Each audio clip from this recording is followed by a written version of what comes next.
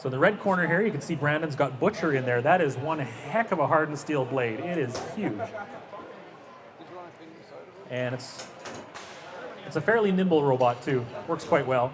Oh goodness, that's Dempsey Roll. Okay, so we were testing that out just before this round of fights. And it was regularly putting a chunk of steel, or aluminum I should say, into the ceiling with every hit. So if it gets a good bite, I think the Butcher is going to go flying. Conversely, if the Butcher gets a good fight, Dempsey Roll is going to go flying. And I think that Butcher might be a little bit better armored. So it'll probably be a question of who gets the first hit. Dempsey Roll might be able to win in one hit. Might need a few. The Butcher is probably only going to need one, but it'll have to get it. Horizontal spinners, they can hit almost anywhere on the robot and be very effective against them. A couple of downsides though, because they do tend to push themselves out of the way and they drive better in one direction than the other. Whereas vertical spinners put all of their energy directly into their opponent, but you got to make contact with them, and a lot of times they just nick them instead of actually sending them flying. Our drivers are ready, the judges are ready. 3, 2, 1, fight. And both of these very loud robots spinning up here. Butcher doing like a 720 as he tries to get his weapon spun up. He's trying to get in on Dempsey Roll.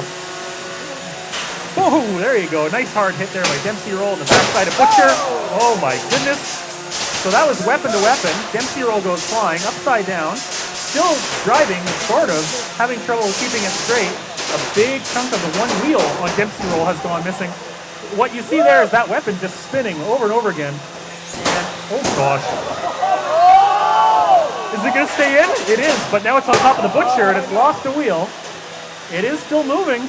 It's still dangerous. Butcher's not going to go in there unless he thinks he has to fight it. But our ref is not counting Dempsey out yet. Oh gosh. Okay, so we had wow. Knocking stuff off the roof. Butcher has lost its cable.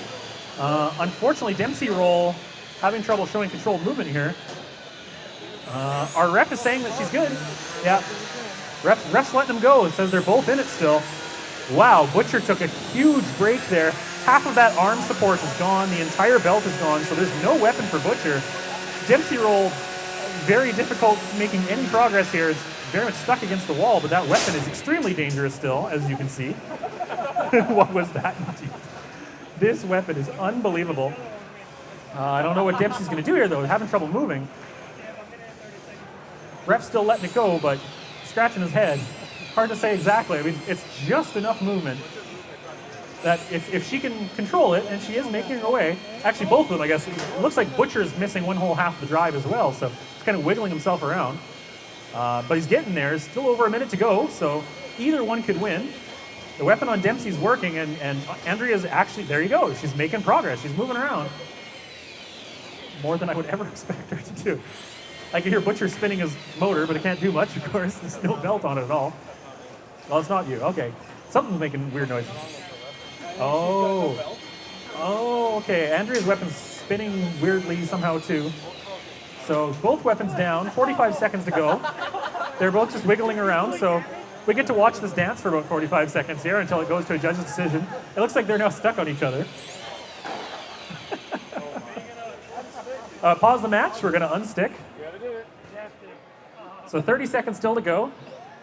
We could still see a big hit. I'm not sure who would be able to do it, but it could happen. The Hazards. The Hazards could win this match. Absolutely. My goodness. Yeah, your logo could be here. If you wish to sponsor us, you get to be seen by everybody at Expo. And believe me, we would greatly appreciate it, and we do greatly appreciate the help from all of our sponsors, because as you can imagine, running an event like this is not cheap. That match has already cost us $100. Yeah. All right, we're going to start them off again. 3, 2, 1, fight. 30 seconds still to go. Both of them are running up those motors, trying to get out of each other's way. I'm not sure which. Admittedly, it is going to be a judge's decision at the end of this, no question. So it will be about damage, aggression, and control. I think the damage has been shown. Now it's about aggression and control. And these guys are about as aggressive as a wet noodle can be at this point, because there isn't much else they can do. Butcher trying to get unstuck from underneath Andrea. There, oh, almost. Keeps getting hooked up in the wheel.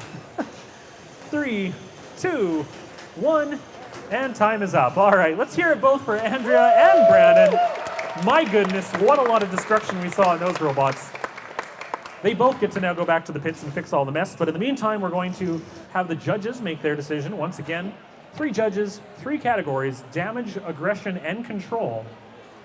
And it's going to be a tricky one, I think. There was a lot of all 3 of those things for as long as the match could exist. There's pieces of both robots everywhere. Neither one, I think, was in any better shape. Both had lost their weapons, had lost half their drive, had big chunks broken. So damage-wise, I mean, there's just a lot of damage. Aggression and control, it's going to be up to the judges. I do not envy them at this point.